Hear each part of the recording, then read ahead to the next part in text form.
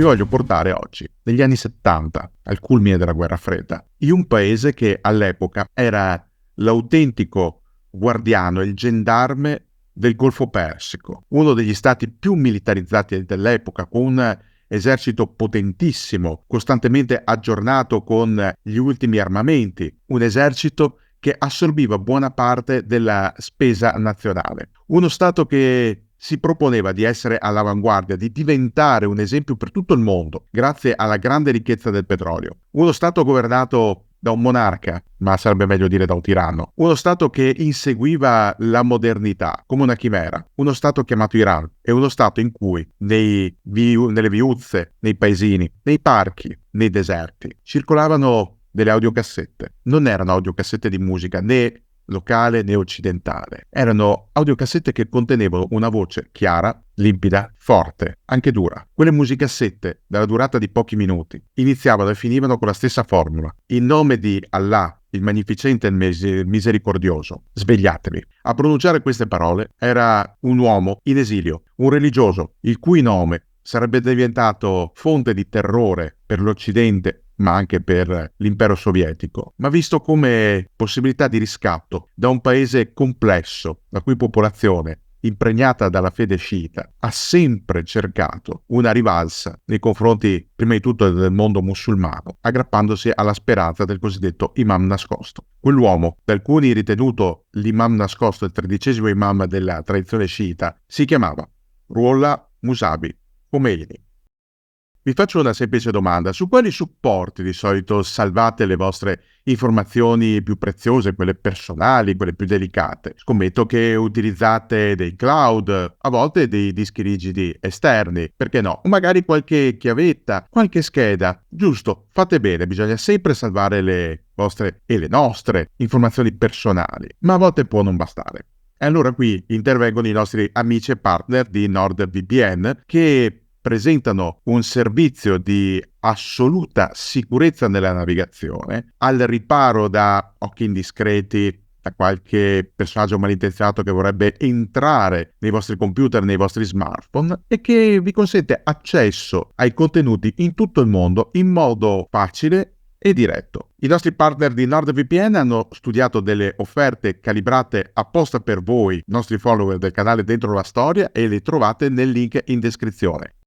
Lo chiamavano l'indiano perché la sua famiglia aveva radici proprio in India e quelle radici venivano utilizzate a volte in senso dispregiativo per cercare di sminuirne la portata mediatica e prima ancora le basi come studioso religioso e come cittadino iraniano. Khomeini era nato a Khomein, provincia di Markazi. Il suo nome, scelto dal padre, significava spirito di Dio, spirito di Allah, nome che sembrava destinato ad accompagnare una persona profondamente religiosa. Ed effettivamente, se esaminiamo i primi anni di vita di Ruhollah Khomeini, troviamo una costante volontà di approfondire gli studi religiosi, ma anche morali e filosofici. Doveva studiare inizialmente al seminario di Isfahan, poi era stato mandato ad Arak. Lì, posto sotto la guida dell'Ayatollah Abdul Karim Aheri Yazdi, il giovane Ruhollah Khomeini aveva iniziato a studiare prima la legge islamica, la famosa Sharia, e poi la giurisprudenza islamica, il fiqh. Da quel momento in avanti si era appassionato anche alla poesia, alla filosofia. Aveva approfondito autori sufi come Ibn Arabi, l'ispiratore della Divina Commedia.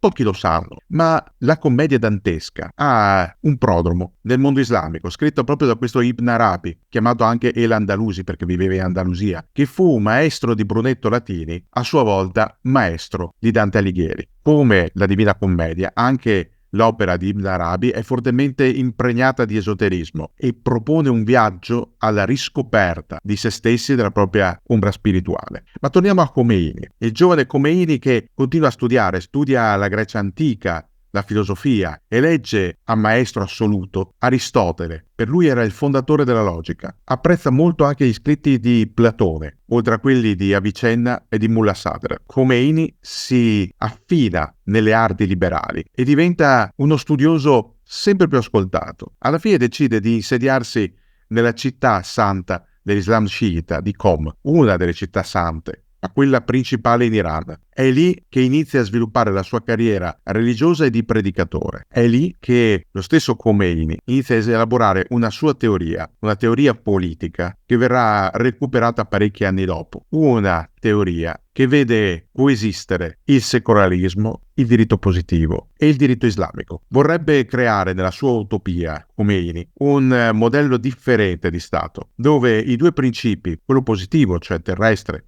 e quello islamico, possano collaborare, cooperare, convivere. Ma fino al 1963, Ruhollah Khomeini è una persona sostanzialmente sconosciuta al di fuori di Qom. Qom è un centro molto importante, l'abbiamo detto, per gli sciiti, ma al di fuori di Qom nessuno sa chi sia Khomeini. Perché è importante il 1963? È l'anno in cui Khomeini compie 63 anni, era nato nel 1900, e soprattutto l'anno in cui avviene il primo grosso scontro tra il clero sciita e lo Shah, Mohammad Reza Pahlavi. Lo abbiamo già raccontato parzialmente in un altro video, quello sulla rivoluzione islamica. Lo trovate nel canale. Ebbene, nel gennaio del 1963, Mohammad Reza Pahlavi annuncia la rivoluzione bianca, un programma di riforme, compresa la riforma agraria, la redistribuzione delle terre, ma il gioco delle tre carte. Mohammad Reza Pahlavi non ha intenzione di abolire davvero il latifondismo. Prima di tutto perché buona parte delle terre nazionali sono sue, alcune di proprietà, altre requisite da suo padre Reza Khan in maniera truffaldina, quando appunto sedeva sul trono del pavone. Allora Reza Pahlavi cosa fa?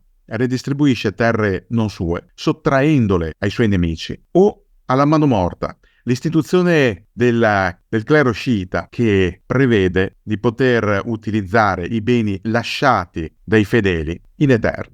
Questi beni sono requisiti, si tratta di terreni incolti e distribuiti teoricamente ai contadini, ma in realtà vengono dati solo ai contadini che già hanno la disponibilità di un terreno. Anche qui è una piccola truffa. Questo fa infuriare non solo la popolazione che si sente presa in giro da questa rivoluzione bianca, fa infuriare prima di tutto proprio il clero sciita, che si sente defraudato di un proprio diritto e di un proprio possedimento. Ecco dunque che di fronte a tutto ciò, Khomeini inizia la sua predicazione contro lo Shah. Lo denuncia, dice che quello che sta facendo è un attacco all'Islam e ai suoi principi. Khomeini riunisce attorno a sé tutti gli altri studiosi di Qom e stilano assieme un manifesto di denuncia della rivoluzione bianca. Il 24 gennaio del 1963 lo Shah, irritato, invia una divisione corazzata a Qom con l'ordine di spegnere la rivolta a costo di sparare. Khomeini non si arrende, neanche di fronte ai soldati. Continua a portare avanti la sua protesta. Denuncia lo Shah per aver violato la Costituzione iraniana, la stessa Costituzione che era stata varata dallo Shah. In più lo accusa di essere suddito di poteri stranieri, ad esempio degli Stati Uniti, cui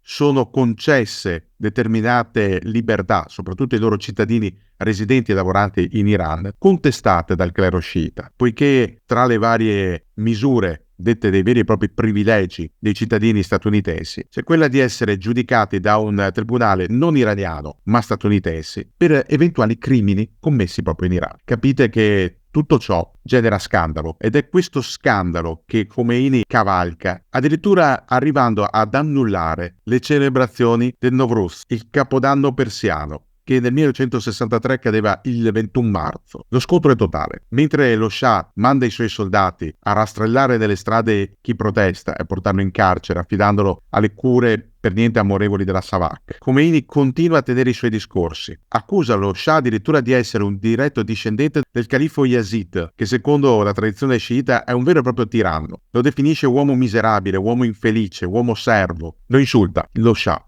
non la prende bene. Il 5 giugno del 1963 Khomeini viene arrestato in piena notte, viene portato via da Qom, trasferito a Teheran, condannato agli arresti domiciliari in una struttura statale. In tutto l'Iran scoppiano rivolte, vengono sedate nel sangue. Secondo gli osservatori occidentali muoiono circa 400 persone. Khomeini però non può continuare, o meglio non dovrebbe continuare, perché la repressione è stata forte, è stata potente, ma lui insiste. Dai domiciliari continua a inviare messaggi ai suoi fedeli. Il 24 ottobre del 1964 Khomeini riceve la visita di altri studiosi. Insieme a loro delinea l'ultima strategia di lotta. 2 giorni dopo Khomeini denuncia in un discorso lo Shah agli Stati Uniti. Il punto cardine sono sempre quelle capitolazioni. quelle immunità diplomatiche che a Khomeini non vanno proprio giù. Quell'accordo sulle status delle forze che sostanzialmente evita ai militari statunitensi di affrontare processi penali in Iran, anche semplicemente per degli incidenti stradali o per delle risse dovute all'ubriachezza molesta. Ecco, tutto ciò non è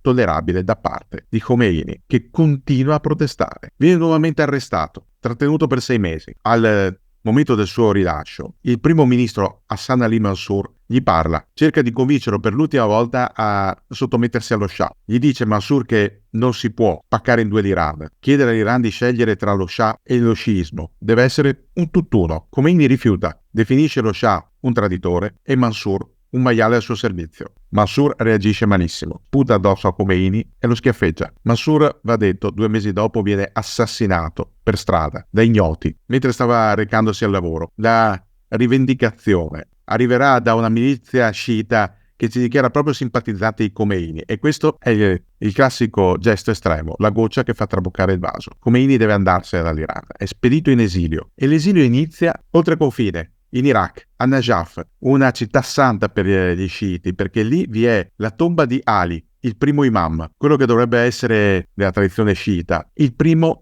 diretto discendente del profeta Maometto nella guida dell'Islam. Khomeini prega sulla tomba di Ali e da quel momento prepara il suo piano di vendetta. È un piano non cruento, è un piano che passa attraverso dei semplici discorsi di denuncia dello Shah, discorsi che vengono registrati su audiocassetta. Il governo iraniano fa inizialmente pressioni su quello iracheno. È inutile condannare all'esilio qualcuno che si è opposto allo Shah se questo qualcuno, appena attraversata la frontiera, riprende a contestare. Dopo un po' Khomeini riceve degli inviti sempre più pressanti ad andarsene, e allora se ne va in Turchia, a Bursa, ospite dello spionaggio turco. Ma l'esilio turco dura pochissimo. Appena un anno dopo, Khomeini può tornare a Najaf e da lì riprende a registrare i suoi discorsi che i suoi fedeli contrabbandano in Iran. E se inizialmente la loro diffusione è minimale e non ha chissà quale grande impatto, a partire dall'inizio degli anni 70 queste audiocassette circolano e si trovano al Bazar di Teheran, le si trovano ovviamente a Qom, ma anche a Isfahan, a Tabriz, si trova ovunque nell'Iran. Chi riceve la musicassetta non ascolta in pubblico. Le spie della Savak possono essere ovunque, anche all'interno della propria famiglia. Il clima di sospetto è pesante. Allora chi riceve la musicassetta va fuori dalla città, va a fare lunghe passeggiate nelle montagne, nei parchi, anche nel deserto. Non ci va mai da solo, ci va sempre in compagnia di qualcuno di cui si può fidare. E lì ascoltano le parole di Khomeini. Iniziano sempre questi discorsi con quella formula: in nome di Allah, il Magnificente e il Misericordioso, svegliatevi. E cosa dico? Dopo Khomeini? Che lo Shah ha tradito l'Iran, ha tradito lo sciismo, ha tradito ogni principio del suo popolo. Lo Shah è un ladro, si sta appropriando di beni del popolo iraniano. Lo Shah è un traditore perché non rispetta il suo popolo. Lo Shah massacra il suo popolo. La Savak rapisce per strada chiunque e fa sparire le sue vittime. Non tornano più a casa. O se tornano orribilmente deformate dalle torture subite, ad esempio sul tavolo elettrico, un marchingegno infernale cui vengono collegati i rapiti per estorcergli informazioni, ma che provoca attacchi epilettici, ustioni e, in diversi casi, anche la morte. Khomeini denuncia tutto questo nelle sue musicassette, nei discorsi distribuiti attraverso questo strumento così semplice. Un po' tutti hanno a disposizione uno stereo con un mangiacassette, e a poco i suoi discorsi fanno breccia, ma danno fastidio. L'Iran riprende a fare pressioni sul vicino iracheno. L'allora vicepresidente dell'Iraq Saddam Hussein, stanco di queste pressioni, nel 1978 espelle Khomeini, che se ne va in Francia, a Neuf-le-Château, sobborgo di Parigi, e lì riprende a registrare. Anche dalla Francia arrivano i sermoni. Ma nel frattempo, in Iran è successo qualcosa. All'inizio del 1978, su input dello Shah, un giornale pubblica un articolo su Khomeini. È un articolo diffamante. Khomeini viene definito straniero, anzi agente straniero, spia, agitatore, viene definito persona poco intelligente, per non dire stupida, viene definito quasi come una scimmia che osa ribellarsi al suo padrone. Tutto questo fa infuriare la popolazione di Qom, che scende in strada, vuole protestare. La polizia si confronta con i manifestanti, ma mentre altre volte, come riferisce in un suo bellissimo libro il giornalista polacco Richard Kapuscinski, bastava che il poliziotto alzasse la voce o alzasse il braccio col manganello per minacciare di colpire, per far fuggire la folla. Questa volta la folla non fugge, non scappa, resta lì, ferma, decisa. Si è passato il segno. Quell'articolo di giornale ha offeso milioni di iraniani. E allora come reagisce la polizia? Chiede ordini. Gli ordini sono quelli di sparare sulla folla. La folla resta lì e riceve le pallottole. Un massacro. Ma quel massacro provoca altre dimostrazioni di piazza, altre proteste, altri tumulti. E lo Shah come reagisce? Con le pallottole un'altra volta. È come una reazione a catena. È come quando si bombarda un atomo con un neutrone. Cosa succede? Si produce una reazione inarrestabile e continua, una moltiplicazione della forza, ed è quello che avviene in Iran. Sempre più iraniani ascoltano le cassette di Khomeini, sempre più iraniani si ribellano, sempre più iraniani decidono di non accettare più il regime dello Shah, un regime che tra l'altro aveva dimostrato di essere corrotto e minato all'interno, anche da scelte miopi dello Shah, che pensava davvero di modernizzare l'Iran senza conoscere l'Iran. Aveva speso una fortuna lo Shah per acquistare macchinari per l'industria senza sapere che i suoi porti non erano attrezzati a scaricare tanto i materiali quanto le merci deperibili, come ad esempio i farmaci e i prodotti per l'industria chimica. Lo Shah non sapeva che l'Iran non disponeva di infrastrutture tali anche per il trasporto, come ad esempio le strade e le autostrade, e dunque i materiali impiegavano settimane, mesi, anche anni a essere portati a destinazione. Non sapeva lo Shah che l'Iran non aveva abbastanza camion, non aveva abbastanza camionisti, li aveva comprati i camion, li aveva assoldati all'estero i camionisti, ma questo aveva portato ad altre proteste, perché il camionista estero aveva scoperto di essere pagato meno di quello iraniano e alla fine era scappato per protesta. Ogni politica dello Shah si era dimostrata sbagliata, ogni sua previsione era stata errata, e su questi sbagli si poggiava la volontà di Khomeini di porre fine alla sua vendetta in un modo semplice, detronizzando lo Shah. Una detronizzazione che avviene non in maniera diretta, ma attraverso la protesta, anzi le proteste che continuano sempre e diventano sempre più forti. Al calare della notte le voci che si alzano dai quartieri delle varie grandi città iraniane sovrastano qualunque altro rumore. Sono le voci di protesta della gente che chiede il ritorno dei Khomeini e chiede che lo Shah se ne vada. Lo Shah alla fine si arrende il 16 gennaio del 1979, lo abbiamo già visto nell'altro video. Si mette ai comandi del suo jet Aquila Imperiale e ufficialmente se ne va in vacanza con la moglie in seguito. In realtà è una vacanza eterna. Lo Shah, tra l'altro, è già malato di cancro a livello terminale. Morirà un anno e mezzo dopo. Khomeini attende che lo Shah se ne vada per tornare. Atterra a Mehrabad il 1 febbraio del 1979, è accolto in maniera trionfale e appena arriva comincia subito a dare istruzioni forti. Non accetta ad esempio il governo provvisorio di Shapur Bakhtiar, che pure era stato allievo che in passato aveva provato a cambiare qualcosa in Iran. Shapur Bakhtiar aveva provato, anche se non era riuscito, a riportare l'Iran a un regime liberale, ma Khomeini ha intenzione di comandare direttamente. Gli spaccherò i denti, dice Khomeini di Bakhtiar. Sono io a dover nominare il governo. Non accetto nessun'altra autorità all'infuori di quella di Allah. Da quel momento in avanti Khomeini plasma il nuovo Stato, uno Stato mai visto prima, la Repubblica Islamica. È una grande teocrazia, non è l'unica al mondo, pensate al Vaticano o al Monte Athos in Grecia, ma è uno Stato enorme, non come gli altri che sono molto piccoli, molto ridotti. È uno Stato in cui il Velayat-e Faqih ha piena, assoluta autorità. È un qualcosa che non si era mai visto prima. Il Velayat-e Faqih è quel principio sulla governance di uno Stato per cui le leggi positive devono essere sempre sottoposte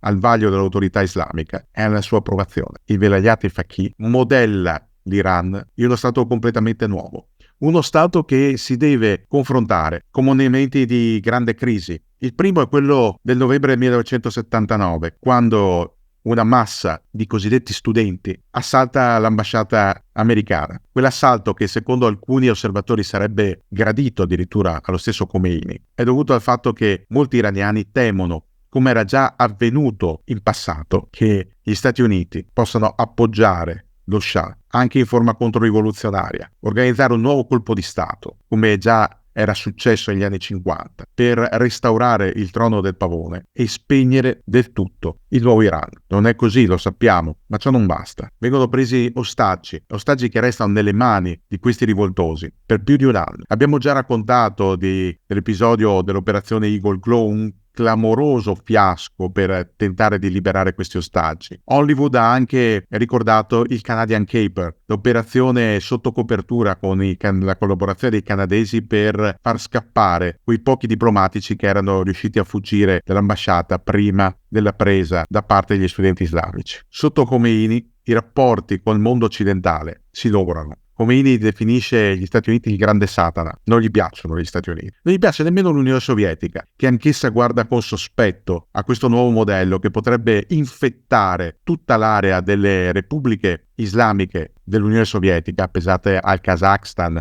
all'Uzbekistan, al Turkmenistan, al Kirghizistan. Potrebbe infettare con questo morbo, il morbo della rivoluzione. Khomeini avrà un altro momento di forte crisi. Con la guerra Iran-Iraq, Saddam Hussein, che sobigliato dall'Occidente, decide di attaccare il suo vicino per il controllo dello Shatt al-Arab, quella zona molto particolare, contesa sempre fra i due stati vicini, ricca di risorse naturali e che può anche consentire il controllo di buona parte di quelle risorse. Hussein ha un'idea, quella di approfittare della rivoluzione islamica che ha spattato via gli alti quadri dell'esercito, che sono tutti scappati, sono stati giustiziati dalla rivoluzione, per prendersi quell'area tanto contesa. Khomeini reagisce dichiarando la guerra santa, chiamando i giovani a combattere, giovani che, indossando in fronte le fasce con le frasi di Khomeini, si buttano contro le armate corazzate irachene, carichi di esplosivo, e si fanno saltare in aria. È un qualcosa di sconvolgente per il mondo occidentale.